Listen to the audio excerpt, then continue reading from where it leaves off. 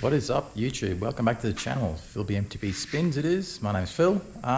Today is a bit of a different video. I'm going to be doing a bike review on my Focus Focus Sam 6.9 e-bike. I bought in 2022. I've had it for a year now and thought it was about time to tell everybody what's good about the bike, what's bad about the bike, and yeah, what I'd buy next. Righto, so this is the bike here, 2022 Focus Sam 6.9. It's the top of the line Focus that they make.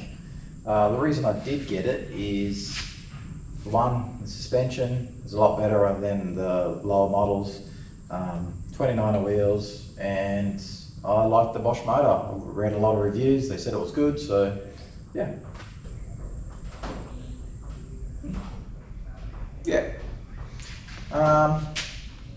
All right, let's delve into the good parts about the bike. Motor-wise, Bosch. Motor's great, plenty of power. It's a little noisy than the others, a little rattly when you bomb down hills. You can feel the motor like vibrating in the case down the bottom there, or the gears, I don't know what it is. Apparently that's normal. The whine of the motor isn't that loud. It's a bit louder than some of the others though. Some of the others are a little bit quieter. Battery wise and range wise and whatnot, depending what mode you've got it on. You've got Eco, Tour, E-mountain bike and Turbo. Turbo's great. E-mountain bike's sort of like a sport mode where, you know, you don't have too much power, you don't have too little power. It's a good little one to use. I use that a fair bit. Usually on a ride I can do 30, 40k ride, 800, 1,000 meters of climbing and only use 3 out of the 5 bars of battery. So I've never used all 5. I did go to Boomers one day and did 12 runs to the top, and I used 4 bars to let 1 bar left. Yeah, battery wise, awesome. And that was basically turbo mode going up the hill every time and just putting it back to e-mountain bike when I was going down the hill. Brakes on this XT 4-pots, 200 odd mil rotors, fantastic. They stop on a dime. It's a heavy bike. It's nearly 27 kilos, I believe. It needs a lot of stopping power, and it does. It stops really good. It's got the XT drivetrain, smooth, reliable, no brakes, anything. I've only had 1 chain break. I do measure the chain every now and then to keep it in spec. I think it hit a rock while I was out at Crowburn and it just snapped in half. I don't think it was from wear and tear or abuse or anything. It was just one of those things. The bike's now got 1,000 Ks on it. That's in 1 year. That's not very much, I suppose. A lot of people do a lot more riding than what I do. I get out when I can, but obviously it's not very often. Suspension. Box 38s on the front, as you'd expect, really good. I like to run them fairly firm with a lot of rebound. Same with the shock on the back. I think it's got a 450 spring. Probably a little bit soft for me. I'm put on a few kilos over Christmas. 500 probably be better. And I wind the rebound up on that too. Reason being, it makes the bike a little bit more playful. Being a very heavy e-bike, it's a handful to throw around and whatnot, and having that extra bit of rebound gets you to pop and jump off all little obstacles just a little bit easier. Fox transfer dropper, 175mm, really gets out the way, saved me a lot of times. It's worked flawlessly. Never had any dramas with it. Goes up and down as it should. Tyres that come on this bike. Philby Magic Marys. I think they're the orange one. So they're the soft. Didn't like it when I first got it. Coming from Max's tyres, they're a lot different. But now, love them. They're great. I suppose you get used to whatever you ride and adapt your riding to it. I definitely recommend them if anyone needs a set of tyres. Now, just touching on the weight of the bike, nearly 27 kilos or just over 27 kilos. The first few days that I did have the bike, my arms were killing, trying to hold on to this thing. Coming off a bike that's probably 14 kilos, up to 27. Doesn't sound like that much, but it's pretty much double the bike. And trying to pull it up, maneuver it, jump it, all those sort of things, takes a fair bit more energy. So I'd say the next e-bike, if I get another one, I'd definitely go a much lighter bike.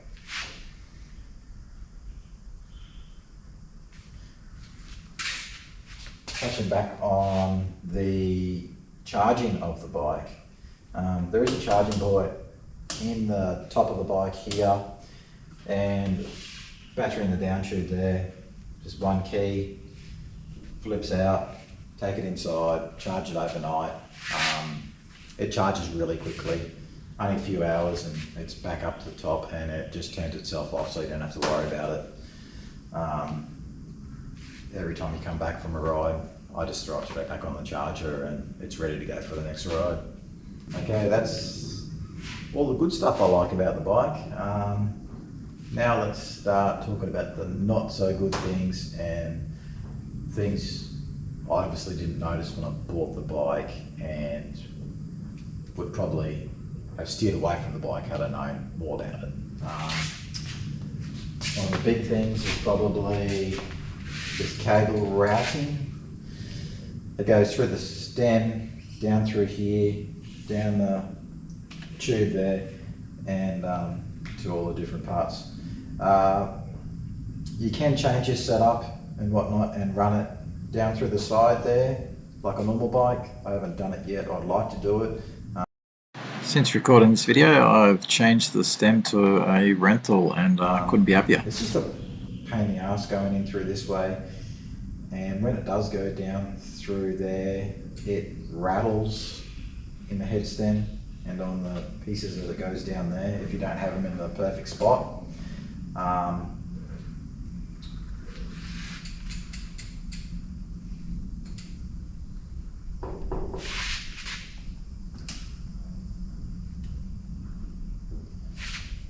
So as far as it goes to changing bars and stuff, I think you can very easily, as long as you have the same diameter there. It's just the stem. Obviously you can't get something different. The bearings and headset and everything in the bike is garbage. It's all plastic, or a lot of it is plastic. And I had a big moment on it when I first got it and smashed the bottom bearing and the top one, and it all came really loose and I had to buy a whole new head stem. Bought the original one, not knowing how crap they were, and had I known, I would have upgraded to something a lot better. I'm not sure, like a Fun or Crank Brothers or something like that.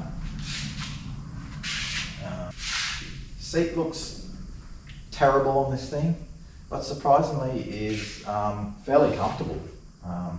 I have gone on some longer rides on this. Probably the longest ride is about 35, 40 Ks, and I was fine. It was all good. Wheel set. These are 29ers, 30 mil internal diameter. I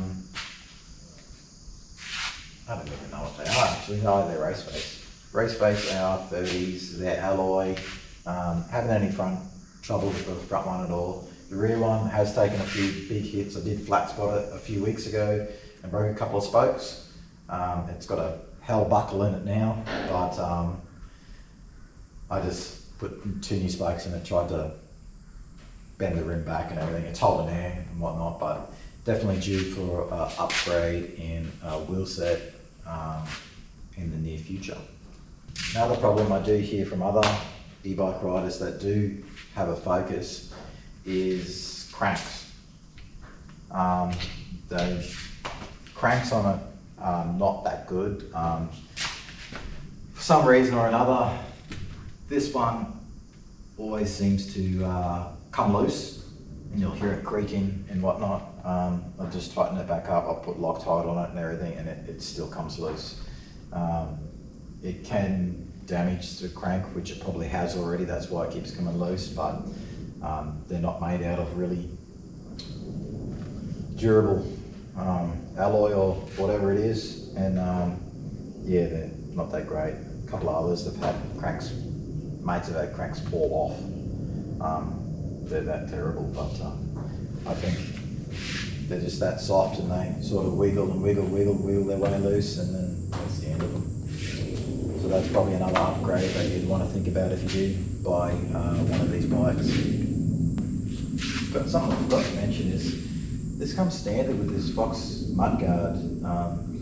I nearly ordered this when I bought the bike because I didn't know it came with it, and it's quite expensive. Luckily I didn't, and it came standard with it already on there, and it's not cable tied or anything. It's all screwed on and everything. Really neat piece of gear. Definitely keeps the mud out of your eyes and that when it gets a bit wet. Final thoughts. It's a great bike. I bought it at a time when there wasn't a lot of options, there wasn't a lot of bikes available due to COVID, and I sort of bought this straight out of the catalogue, as you'd say. No test rides or whatever. I wouldn't have bought it had I test rode the bike, being that it's so heavy and can be quite awkward to ride. I would have went for something definitely a lot lighter, but something a lot lighter with this sort of spec suspension would be a lot more expensive. As you know, e-bikes are not cheap. Yeah, what do you do? My next thoughts are, I won't keep this for too much longer. I'll probably sell it and buy something else more suited to my riding trails in my area. I've liked the bike, loved the bike since I've had it. It definitely opens up different avenues when you go out riding compared to having one without a motor. Uphills are insanely fun. They turn into downhill tracks, and yeah, any trail can be made fun. Next bike. Haven't really thought about it that much. I do like the Specialized Levos. They've ridden a few before, and they're nice and smooth, power delivery and all that. But there's a heap more on the market that I'd probably test ride before I actually went out and bought another one.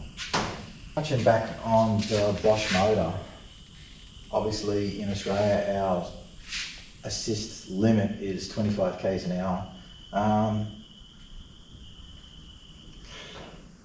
I don't think that's fast enough.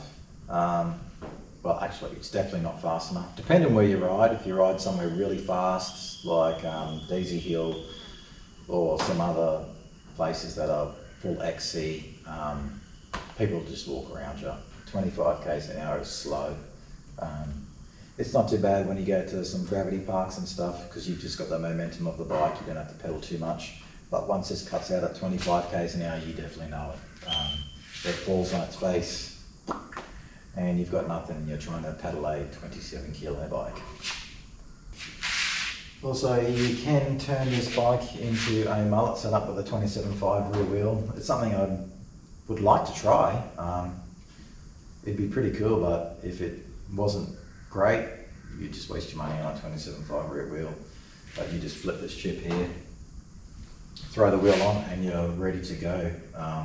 Hopefully it'll make it a little bit more manoeuvrable, because in tight switchbacks and whatnot, this thing is a bit of a pig. Jumps. Jumping an e-bike, is it any different to a normal bike? No, I don't think so. The only difference is the weight. Other than that, it's exactly the same. It is harder if you get cross-rided up a jump and the bike wants to do something really funky to sort of bring it back, but if you ride nice and loose and let the bike do what it wants, underneath you, you'll have no dramas. Where does this bike shine? Obviously in the techie, roughy, rock garden type stuff. This thing is just like a bulldozer. You just point, shoot, let it do its thing. You'll just fly past everybody, make you look a lot better than you are, and yeah, have fun while doing it.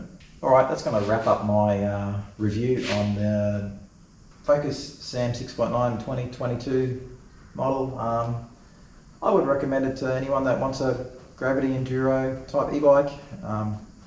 Would be sensational if you're just a regular down at Boomers, instead of taking the shuttle and waiting for the shuttle. Ride this thing up, ride any trail there, and happy days. All right, thanks for watching. I'll see you in the next one. Hopefully be a riding video, and yeah, take it easy.